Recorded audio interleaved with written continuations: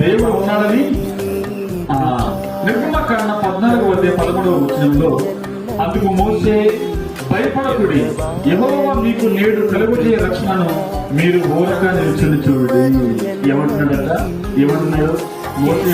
ప్రజలకు యెహోవా కలుగజేయ రక్షణను మీరు ఊరక నిలబడి చూడండి. కత్తులు కరాడులతో మీరు యుద్ధం చేయరు. కత్తులు కరాడులతో యుద్ధము చేయరు. ఏ ఆయుధాలు ఏ అవసరం లేదు. మీరు నిలబడితే చాలు, రక్షణ మీరు చూస్తారు. అప్పుడేం జరిగింది? ఏం జరిగింది అంటే ఐగుప్తుల నుంచి ఫరో సైన్యం బయలుదేరి వస్తా ఉంది. వీళ్ళు ఎక్కడున్నారో తెలుసా? సముద్రం దగ్గర ఉన్నారు, నిలబడి ఉన్నారు. సముద్రం దగ్గర నుంచి నిలబడి ఆ సముద్రాన్ని పైన వెళ్ళిపోతూ ఉన్నారు.